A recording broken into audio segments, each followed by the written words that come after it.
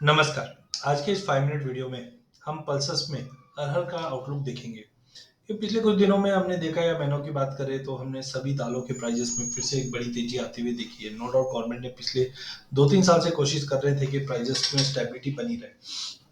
But अब अगर जनवरी से अभी तक की बात करें तो लगभग 63% की तेजी हमने अरहर के भाव में, तूर के भाव में आते हुए देख पाए। प्राइसेस 11,350 के ऊपर जा चुका है। इनफैक्ट पिछले एक महीने के अंदर अंदर ही हमने लगभग 16% की बड़ी तेजी बनते हुए देखी है। कारण काफी है, बिकॉज चाहे हम मानसून की बात करें, चाहे हम सोई की बात करें, प्राइसिंग की बात करें, काफी कारण की वजह से हमने तेजी देखी। सबसे पहले अगर बात करें तो इंडिया के जो मानसून है, ये इस बार लेट भी रहा है, स्लो भी रहा है और इरेटिकल रहा है, जिसकी वजह से काफी क्रॉप, नॉट ओनली पल्सेस, काफी क्रॉप हमने ये साल देखा है कि सोइंग में भी डिले हुआ है, डैमेज भी हुआ है, यील्ड में भी कंसर्न है और फ्लडिंग सिचुएशन भी कुछ कुछ जगह पे हुई है, तो वो पहले भी हमने इसका इम्पैक्ट आते हुए देखा है। दूसरी ओर सोइंग का अगर हम पल्सेस की बात करें या सीरियल्स की बात करें, वो इस बार कम रही है, क्योंकि ऑलरेडी हमने देखा कि अदर प्राइसेस ज्यादा अच्छे थे, जिसके चलते फार्मर का शिफ्टिंग भी अदर क्रॉप्स में ज्यादा था, जिसके चलते डबल डिजिट इन्फ्लेशन फेस करने की नौबत आ रखी है। ड्राई स्पेल जो बना है एल नीनो की वजह से, ये कहीं ना कहीं पूरे ही एग्री, खरीफ और इवन अब तो रबी पे भी इम्पैक्ट डाल सकता है। और वाटर लेवल रिजर्वायर्स की अगर बात करें, वो भी इस वक्त काफी कम है, जिसकी वजह से रबी की कंसर्न्स ज्यादा बढ़ती हुई दिखाई दे पा रही है। लोअर रेनफॉल है, रिजल्टेंट पानी की कमी है, जिसके चलते आई थिंक जो हाईली डिपेंडेंसी इरिगेशन पे है, वो क्रॉप पे ज्यादा इम्पैक्ट आता हुआ दिखाई देता है।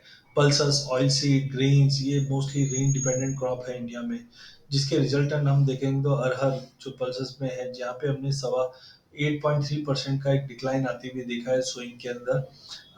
ऑलमोस्ट जहाँ पे हमने उड़द में भी, तुअर में भी, कुल मिलाकर सभी दालों में हमने गिरावट देखी है। गवर्नमेंट भी कोशिश कर रही है कि जो होर्डिंग और स्पेकुलेशन हो रहा है ऊंचे भाव को लेकर, जिसके चलते गवर्नमेंट ने मई मंथ के अंदर इम्पोज कर दिया था लिमिट, स्टॉक लिमिट लगा दिया था, जो अक्टूबर 31 तारीख तक है।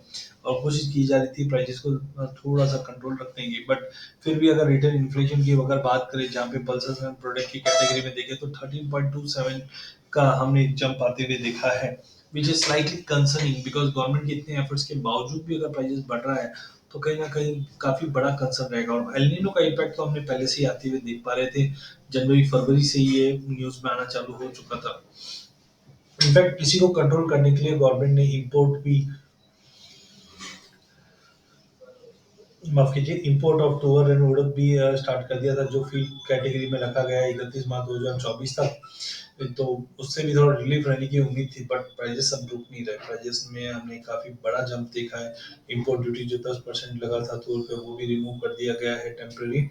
इरेडिक प्रोग्रेस जो है साउथ वेस्ट मानसून का, ये भी कहीं ना कहीं कंसर्निंग है, जिसकी वजह से यील्ड में काफी अच्छी ड्रॉप बताई जा रही है, और जो रिजल्टेंट प्राइजेस को जंप करेगा। एमएसपी हाइक भी हुआ था जून में, जहाँ पे लगभग हमने मोटा मोटी सभी कमोडिटीज के अंदर तेजी देखी थी।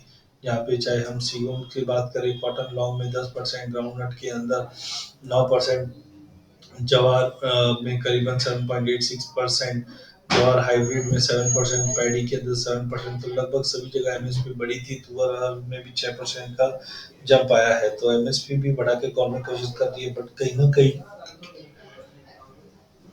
डिमांड के मुकाबले हम सप्लाई की अगर बात करें तो काफी कम है, जिसके चलते रिटेल इन्फ्लेशन जो ये सीपीआई के नंबर है, वो कंसर्निंग लेवल पे हम पहुंचते हुए देख पा रहे हैं। और आगे भी कंटिन्यू रह सकता है, क्योंकि अगला 4-6 महीना अगर बरसातें कम रहती है, तो रबी क्रॉप का भी इम्पैक्ट हम पॉजिटिव आते हुए देखेंगे। तो प्राइसेस के अंदर as of now market positive है। अगर हम अरहर के स्विंग के आंकड़े की बात करें 1 सितंबर में, तो कर्नाटका में 14 के मुकाबले 13.45 लाख हेक्टेयर हुआ है, जो लगभग, अगर हम एकरेज की बात करें तो करीबन 4% या करीबन 4% का फॉल इसमें हम देख रहे, परसेंटेज में 4% का गिरावट दिखा रहा है। महाराष्ट्र में भी हम देख रहे हैं कि 4.5 के आसपास की गिरावट है। मध्य प्रदेश के अंदर 5.5% की गिरावट है। उत्तर प्रदेश, गुजरात, तो ऑलमोस्ट लगभग हम जो मेजर दो स्टेट है, कर्नाटक एंड महाराष्ट्र, यहाँ पे हमने कुल मिलाकर गिरावट ही देखी है। ओवरऑल अगर हम बात करें तो 5.5 से 6% तक की गिरावट रही, जो पिछले साल 45.27 लाख हेक्टेयर का हुआ, इस बार 42.66 लाख हेक्टेयर रहेगा, जिसके चलते भी प्राइस को अपलिफ्ट मिलता हुआ दिखाई दे रहा है। इसी को देखते हुए आप देख सकते हैं जो अराइवल्स है 2017 में तो डेफिनेटली अच्छे क्रॉप थे, जिसकी वजह से भाव में अच्छी गिरावट भी आई थी। बट अभी अगर हम 2023 की बात करें तो अब तक का लोवेस्ट पिछले 8 सालों में अराइवल रहा है 2023 के अंदर अभी तक, और जिसके चलते ही हम देख रहे हैं वैसे 2021-22 में भाव अपसाइड ही था और 2023 में और बढ़ता हुआ दिखाई पड़ रहा है। तो कुल मिला के डिमांड सप्लाई दोनों ही मिसमैच है, जिसकी वजह से भाव में तेजी। अब हम सीजनलिटी की अगर बात करें तो नो डाउट सितंबर में पिछले 2 साल में तो गिरावट देखी है। इनफैक्ट 2020 के अंदर जो तेजी को अगर हटा दें तो कुल मिला के सितंबर में गिरावट रहनी चाहिए। बट ओवरऑल मुझे लगता है मार्केट के फंडामेंटल इतने ज्यादा स्ट्रांग है कि सितंबर में भी भाव पकड़ के रखेगा। अक्टूबर नवंबर वैसे भी हमारे सीजन के टाइम होते हैं, तो यहाँ पे भी हम देखते हैं कि प्राइजेस के अंदर अपलिफ्ट रहता है, क्योंकि डिमांड कंटिन्यू मेंटेन रहती है। तो कुल मिला के सीजनलिटी में भी अगर हम देखते हैं तो प्राइजेस पॉजिटिव दिखाई दे रहा है अगले 3 महीने में, जिसकी वजह से प्राइजेस को सपोर्ट मिलेगा। अब इसी चीज को अगर टेक्निकली देखें तो ये आपके सामने वीकली चार्ट है अगर का। यहाँ पे अगर आप देखते हैं तो आपको एक कप एंड हैंडल फॉर्मेशन होता हुआ दिखाई देता है। प्राइजेस 50 मूविंग एवरेज के बिल्कुल ऊपर ट्रेड कर रहा है। 8,050-60 का लेवल दिखा रहा है। मार्केट ने जैसे ही ये cup and handle formation bridge किया, आप देख सकते हैं बिल्कुल अच्छी तेजी के साथ प्राइजेस ने अब 11,350 पे पहुंचा दिया है भाव को। तो टाइमिंग हो सकता है टेक्निकली थोड़ा पुल बैक मिल जाए, बट कहीं ना कहीं हम 12,300 का जो लेवल दिखा रहा है फिबोनाची में, वहां पे जाते हुए देख पाएंगे प्राइजेस को। तो कुल मिला के फंडामेंटल सीजनैलिटी और फेस्टिवल डिमांड, ये सबको देखते हुए अरल के भाव में तेजी कंटिन्यू रहेगी। और जब तक प्राइजेस 9,800 के ऊपर मेंटेन है, हाई पॉसिबिलिटी के 12,200 12,300 तक का लेवल हम रीगेन करते हुए दिखाई देंगे। तो कुल मिला के फंडामेंटल टेक्निकल और सीजनैलिटी सभी पॉजिटिव है। तो अगर मैं बाय ऑन ड्रॉप की रणनीति बना के चलिए, शॉर्ट नहीं करना है। ये साल अगले 2-3 महीने सभी एग्री के लिए पॉजिटिव रहेगा। हाँ, हाई वॉलिटिलिटी मार्केट में मेंटेन रहेगी, इसलिए पोजीशन संभल के ट्रेड कीजिए। अधिक जानकारी के लिए आप हमारा यूट्यूब चैनल सब्सक्राइब कीजिए। इस चैनल में हम आप तक इक्विटी कमोडिटी करेंसी के अपडेट लाते रहेंगे। वीडियो पसंद आने पे इसे लाइक और शेयर जरूर कीजिए।